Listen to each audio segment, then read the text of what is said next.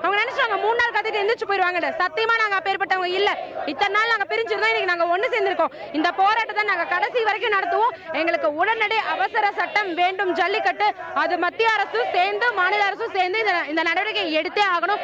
எடுத்தாதான் இந்த போராட்டத்தை நாங்க கைவிடுவோம். இப்போ எங்களுக்காவது சாப்பாடு தண்ணி எல்லாமே எங்க மக்கள் கொண்டு வந்து தராங்க.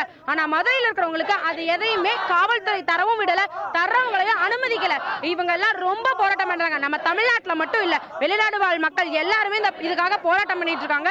எங்களுக்கு உடனடி அவசர சட்டம் வேண்டும். அது வந்தா மட்டும் தான் நாங்க இந்த போராட்டத்தை விட்டு எந்திரிப்போம். வேற யாரும் இருக்க மாட்டோம். நேத்துல இருந்து இன்னைக்கு வரைக்கும், இன்னைக்கு 12:30 மணி வந்தா 24 மணி நேரம் ஆகுது.